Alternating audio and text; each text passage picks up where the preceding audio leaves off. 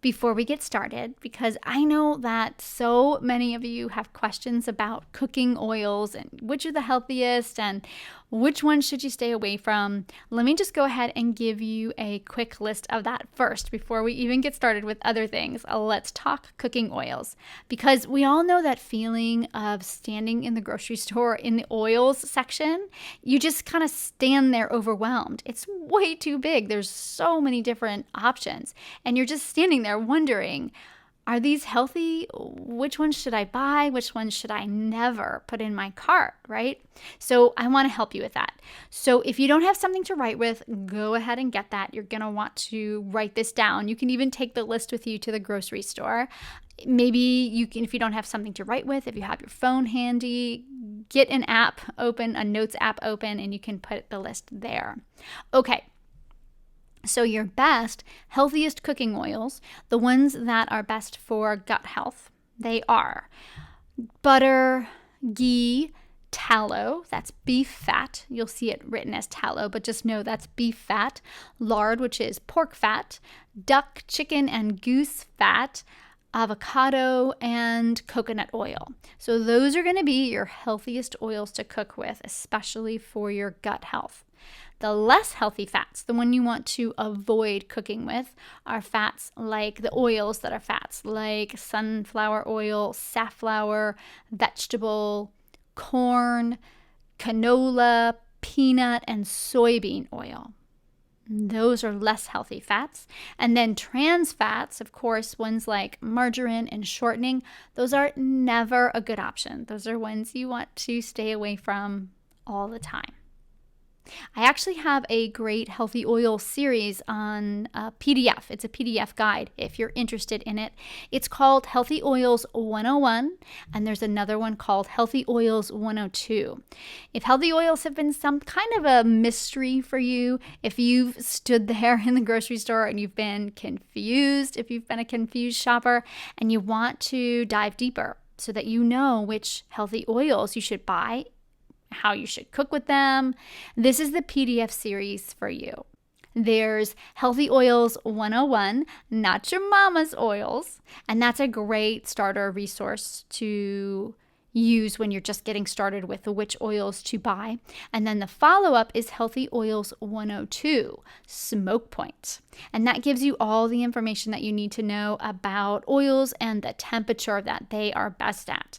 Some oils should never be heated. Right? Who tells us that? Nobody tells us that. But some oils are great, but you shouldn't heat them up. Some you should be heating to a medium to medium high heat, and then others you can crank it up to high without deteriorating the oil. So this guide, this Healthy Oils 102 guide, it's going to help you figure all of that out. You can get both of these healthy oils resources by going to KarenHaley.com/oil. That's KarenHaley.com/oil. KarenHaley.com/oil. And I just know when it comes to cooking with high quality fats, oils, they can be one of the hardest things to master. So there's just so many options. We know we're given so little honest information, honest direction when it comes to those kinds of oils. And if you'd like a little bit of help in this area, definitely check out this Healthy Oils resource. I will also link to it in the show notes, so you can just go ahead and click on it there as well. Okay, let's go ahead and dive into the best gut healing healthy fats, numbers 1 through 5 out of 10. Remember, I'm saving the last 5 for next week's part 2 episode. So these are the fats that you need to eat to help heal your IBD. Let's go for it. Let's talk about numbers 1 through 5. Number 1, of course, is coconut oil. And yes, I know it's a saturated fat. Gasp, right?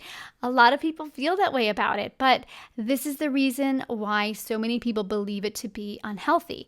The American Heart Association, they focus on how saturated fats may increase your LDL. That's your bad cholesterol. But they really miss out on the benefits of coconut oil as being anti-inflammatory. It also supports brain health and it gives us energy. And those are some really superior, important benefits. Coconut oil's health factor, it comes from its medium chain triglycerides, and it includes compounds like caprylic acid, which is really helpful for those with candida. And this is what makes coconut oil antibacterial, antiviral, antifungal, and anti-inflammatory. Awesome, right? Well, when speaking of candida, I just want to mention that I touched on this IBD related challenge a couple episodes ago.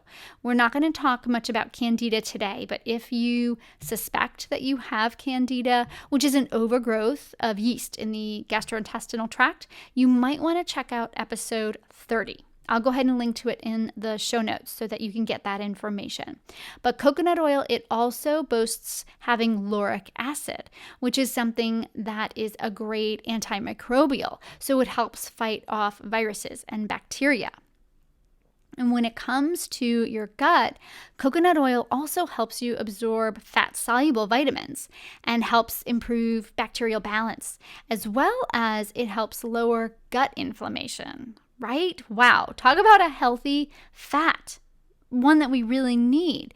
Now, it's important for me to tell you, I definitely want you to know that there's two types of coconut oil. You might have seen this in the grocery store when you were shopping, and I definitely want to demystify why there's the two types. So there's two types. There's unrefined and refined. And although one is touted as being healthier than the other, they both do have their health benefits. And personally, I have both in my house. So unrefined coconut oil, that's the one that's minimally processed. So it does have more of those health benefits. So I like to use this one with raw food, uncooked food. Like when you make those cute little, I don't know if you ever make these, but those cute little energy bites, right? They're little circles, super cute, and you can just pop them in your mouth. Or it's really good for the unrefined coconut oil. It's really good for smoothies because you can blend it in there. You never even know it's there, but you're still getting the health benefits. Unrefined coconut oil sometimes is called virgin coconut oil. You might see it labeled as that. It has a stronger, I would call it a coconutty taste. So if you love coconut, you're gonna love it. If you're a coconut hater, this might not be the one for you because it does have that stronger flavor. But the good news for you, my friend, is that there is refined coconut oil as well, which is the one that's great for cooking and baking. And it's not as healthy as the unrefined because it's been more processed, but it doesn't have that strong coconut taste. So just something that non-coconut lovers appreciate. And refined coconut oil, that is perfect for anything you cook with, anything you bake with. So bottom line here, unrefined is for your raw food, the food you're not cooking. Refined is for anything you're going to heat up or cook. All right, lastly, when it comes to coconut oil, I do want to mention one more thing, and that's that it's only one coconut product when it comes to healthy fats. Full fat coconut milk as well as coconut water, those are also fantastic products because they can help your digestive tract function at its best. So I just wanted to mention that there's other coconut products that you might want to check out too. Coconut oil is just one of those. This has been an excerpt from the Cheeky Podcast for Moms with IBD, episode 32.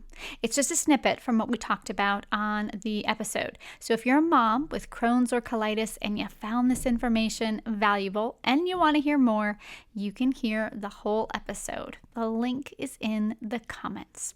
Now, if you're not a podcast junkie like I am, and you'd rather get your gut-loving information from YouTube, which of course also rocks, click subscribe to this channel, hit the notification bell, and then you'll know every time a new episode drops. Be well, my friend.